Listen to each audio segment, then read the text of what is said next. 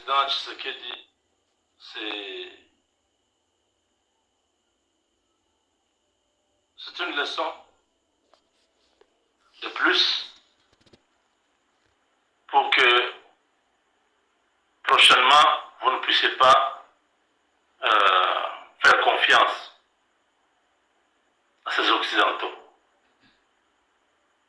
Je crois, il y a 3 mois, Monsieur le Président, ça je parle au Président de la République, nous avons commencé un front contre les Occidentaux en leur disant qu'ils nous laissent tranquilles, nous faisons nos histoires, qu'ils fassent leurs histoires, ils n'ont pas de leçons à nous donner. Et quand vous étiez en France, vous avez dit à ces gens-là, la démocratie c'est quoi? En fait, vous étiez en train d'expliquer tout ce que nous avons déjà comme conviction, que ces gens-là, quand c'est bien pour eux, c'est bon. Quand ce n'est pas bien pour eux, c'est mal. Si l'Africain fait ça, c'est mauvais. Si la même chose l'Européen fait, c'est bon. On dit non, nous ne pouvons pas continuer à être manipulés de cette manière-là.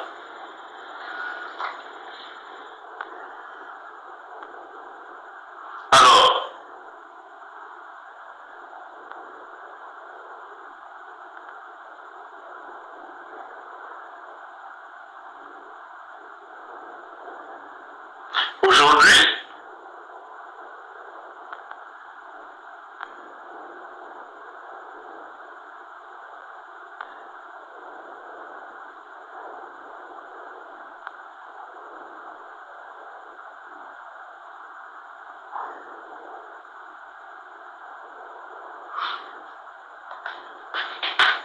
aujourd'hui, on se retrouve humilié de cette manière parce que vous avez refusé de nous écouter.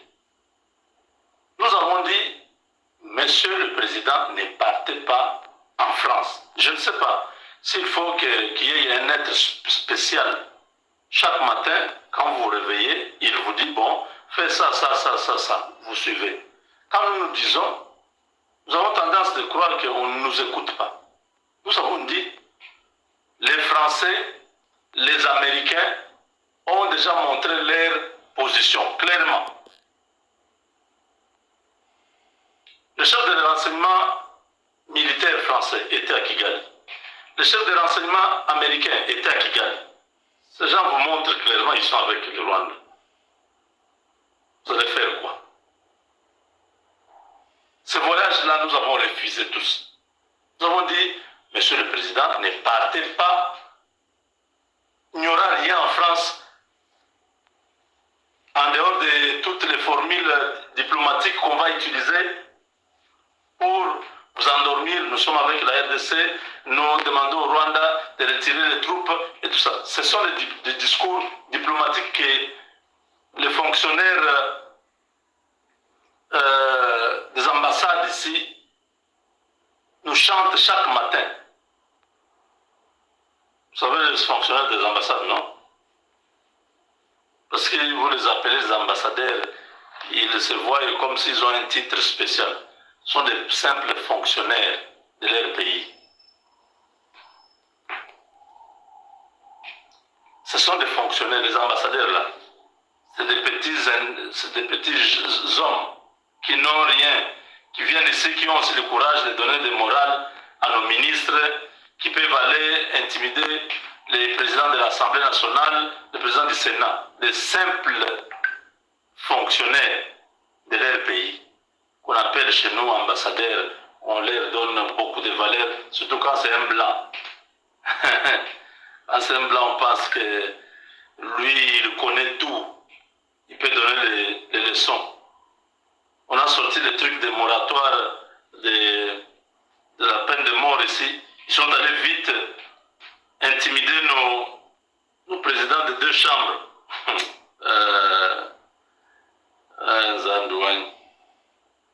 De simples fonctionnaires.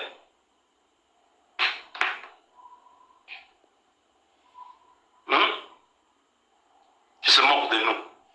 Nous avons dit au président, moi personnellement, j'ai dit ceci au président. j'ai dit ceci. Le président Tshisekedi est avec les Russes. Il a signé l'accord militaire avec les Russes.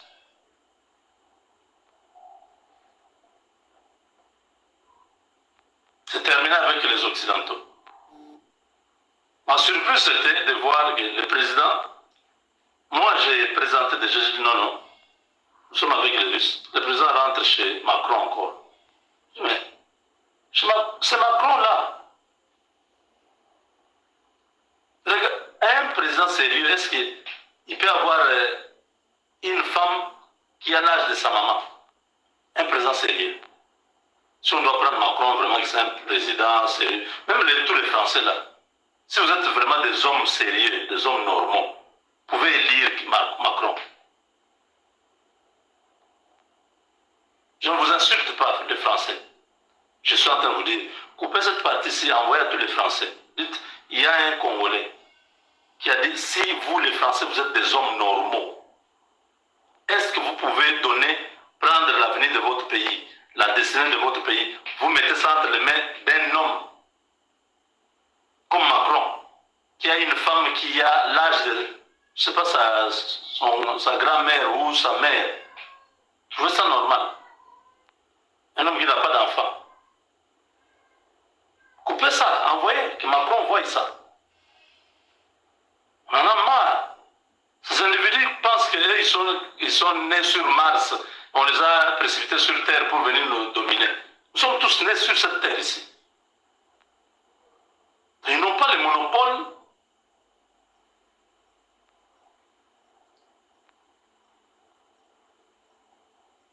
de diriger les autres. Nous ne pouvons pas accepter ça. Nous avons dit au président, n'allez pas en France.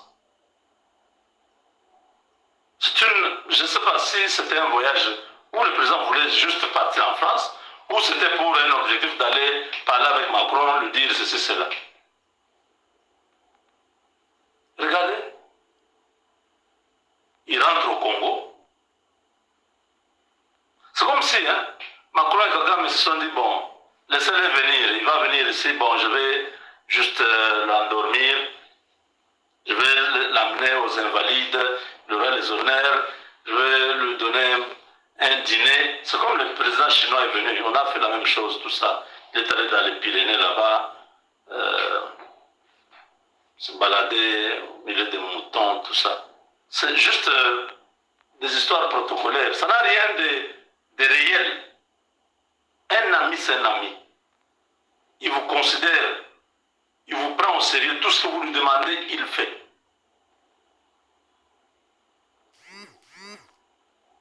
La France est en train de nous tuer à petit feu en soutenant Paul Kagame. Aujourd'hui, la France, le président Tshisekedi était en France il y a une semaine et demie. Parce qu'il est rentré le dimanche passé.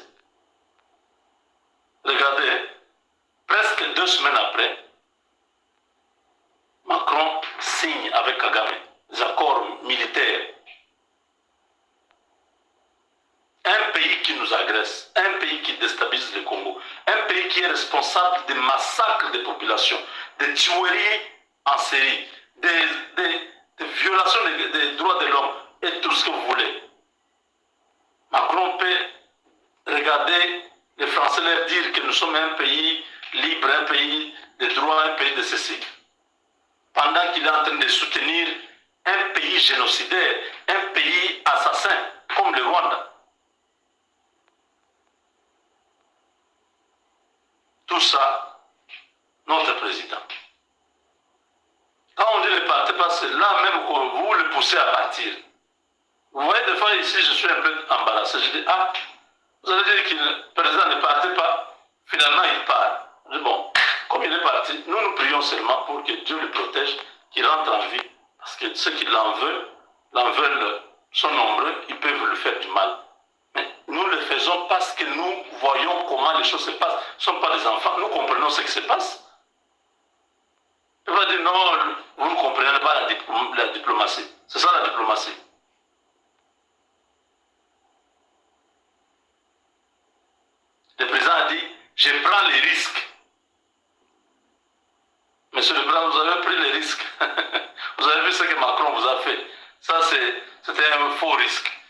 risque doit être calculé. Vous ne prenez pas les risques les yeux fermés. Regardez comment le monde fonctionne. Le monde aujourd'hui s'est scindé en plusieurs centres de gravité. Il n'y a pas seulement l'Amérique et l'Union européenne. Il y a maintenant les BRICS. Il n'y a pas seulement les BRICS. Il y a aussi les autres pays de l'Afrique, de l'Asie du Sud-Est là. Et les autres de l'Asie Pacifique. Tous ces pays-là se constituent aussi un groupe. Il y a plusieurs groupes maintenant, Monsieur le Président. Ne prenez pas les risques les yeux fermés. Macron, ce sont des fils de Satan, ce sont des diables. En chair humaine. Ils n'ont rien à foutre de notre souffrance, de nos revendications ou de nos actions. Ça ne leur dit rien.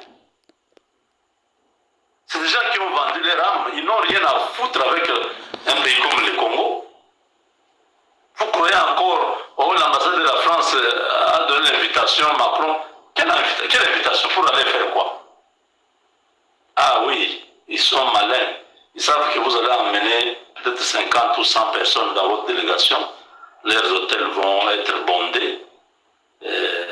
Leurs magasins achalandés vont trouver des clients. Les restaurants vont faire l'argent. Mais c'est ça. Vous allez laisser seulement l'argent du Congo là-bas. Vous rentrez ici. Là-bas, il appelle Kagame et dit, bon, il était là. On a parlé. Bon. Dit, on va continuer notre coopération. C'est ce que ça veut dire. Ça, c'est une humiliation de tout un peuple.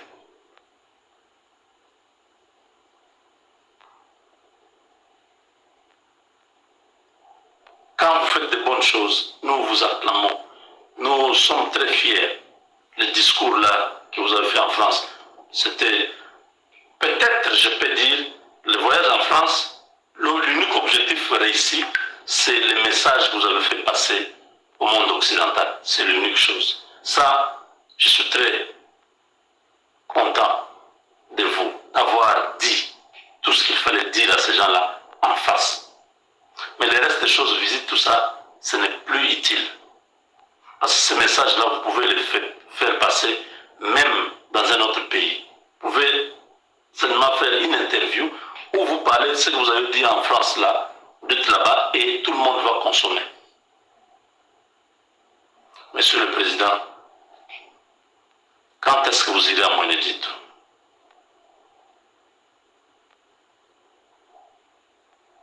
On vous attend ici. À Guémena, on vous a donné les voix. Les habitants de Ouvira veulent vous voir faire un discours comme pendant la campagne, chez eux. Est-ce que vous ne pouvez pas canceller tout ce que vous avez à l'étranger et aller à l'intérieur du pays? C'est votre pays. 5 ans, ça passe très vite. Vous serez un président qui n'aura pas visité le Congo. J'étais petit. Je devais avoir 8 ou 9 ans. J'étais à Isiro. J'ai vu le président Mobutu venir à Isiro. Monsieur le Président, vous ne pouvez pas aller à Tchela, à Massimanimba, perdez tout le temps avec ces gens-là. J'étais très enthousiasmé avec la SADC. Mais vous voyez comment ils sont en train de nous tourner en bourrique. Donc, même ces histoires-là, communauté de l'Afrique australe, oh, il y a un sommet à Lusaka, monsieur le Président, n'allez pas. Restez au Congo. Tous ces gens-là sont hypocrites, ils ne veulent pas de notre bonheur. Ils ont déjà tous compris que nous avons une vocation de grandeur. Nous avons tout sur notre terre, dans notre sous-sol. Ils savent que les ressources du Congo peuvent révolutionner ce monde.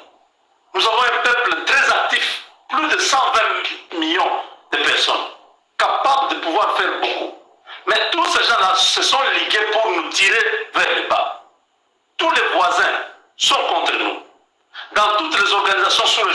où nous sommes, ils sont contre nous.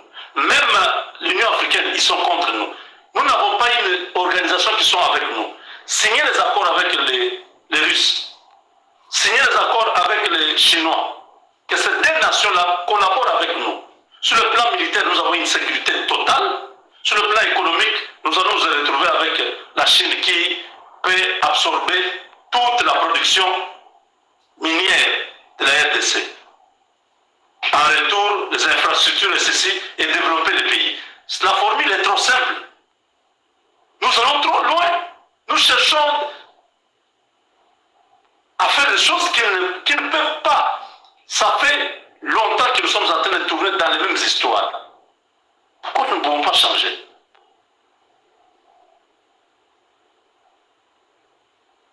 Si vous stoppez tous ces voyages à l'étranger, vous allez à l'intérieur du pays, vous voyez la réalité qui est là-bas, peut-être que vous allez prendre d'autres décisions en fonction de ce que vous avez vécu et aider le pays. Parce que tant qu'on vous amène seulement les rapports, les gens de l'ANER, ils vous amènent les rapports, ceci, ils vous amènent les rapports, ça reste des rapports, mais il faut aller sur le terrain. Le pays est tellement vaste, 145 territoires. Si vous vous mettez à visiter un territoire par semaine, nous avons 52 semaines par an. Ça vous prendra à peu près 3 ans pour terminer tous les pays. Vous allez territoire par territoire. Pendant 3 ans, chaque semaine, vous faites un conseil des ministres dans un territoire. Vous vous déplacez dans l'avion avec tous vos ministres. Je pense qu'on va construire un hôtel là-bas, ou un endroit où tout le monde là va dormir. C'est ce qui a aidé le Nigeria. On déplaçait la capitale, on déplaçait le président de la République au Nigeria, il déplaçait quand il avait des grandes réunions, il va dans telle province et on développe les coins là.